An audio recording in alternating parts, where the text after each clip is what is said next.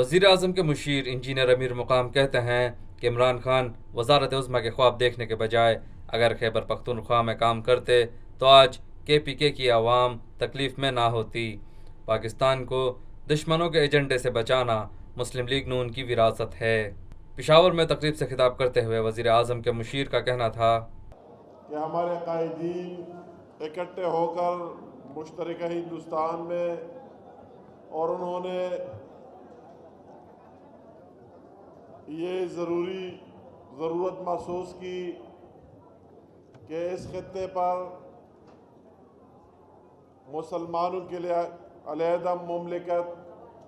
پاکستان بننا چاہیے، اور اس کے مقاصد کہ ہمیں آزادی ہو،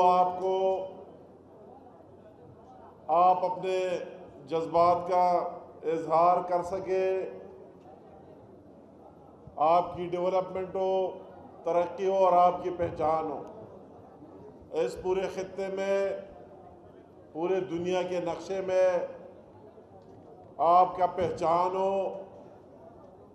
اور وہی آج سے جو ہمارے لیڈروں نے قربانیاں دی اللہ تعالیٰ کے احسان سے، اور ان ورکروں کی، میں ہر وقت لیڈروں سے بڑھ کر ورکروں کی بات کروں گا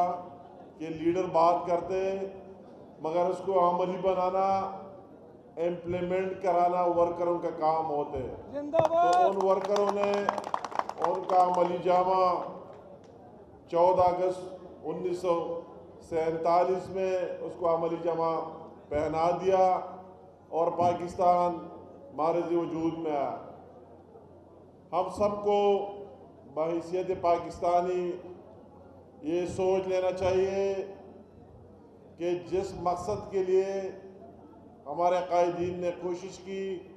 اور جس مقصد کے لیے پاکستان حاصل کر لیا گیا،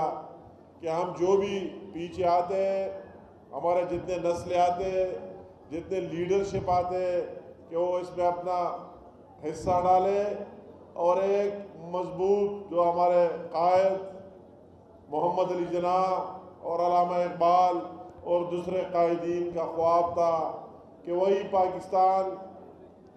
جس میں کسی چیز کی کمی نہ ہو، جو پاکستان میں تمام ریسورسز وسائل ہے وہ استعمال میں آ جائے، اور پاکستان کی ہر جگہ پر اور مسلمانوں کی ایک بہترین آواز اور نمائندگی ہو۔ پاکستان کے استحکام کے لیے کوشش کرنے کو مسلم لیگ کی وراثت قرار دیتے ہوئے امیر مقام کا کہنا تھا میں بدقسمتی سے ہر طرح کے لوگ ہیں، کچھ لوگوں کا ایجنڈا اس سے ہٹ کرے، مگر ہم مسلم لیگی، پاکستان مسلم لیگ اس کو اپنے وراثت سمجھتے ہیں اور اپنا فرض سمجھتے ہیں کہ وہ پاکستان مسلم لیگ کے سبز جھنڈے کے تحت پاکستان مارز وجود میں آیا، اور ہمیں اس کی تحفظ کرنا ہمارا فرض بنتا ہے۔ دوسری پارٹیاں کرتے ہیں نہیں کرتے، مگر مسلم لیگ کا یہ فرض بنتا ہے، اور انشاءاللہ تعالیٰ اس فرض کو نبھائیں گے، پاکستان کو قائم دائم رکھیں گے انشاءاللہ تعالیٰ، اور پاکستان کو آگے لے کر جائیں گے۔ پاکستان میں پہلی مرتبہ حالات حاضرہ کے مختصر مگر جامع پروگرامز، خبروں، تبصروں کے علاوہ دیگر سماجی، تجارتی، ثقافتی، تفریحی، معلوماتی، مذہبی، تعلیمی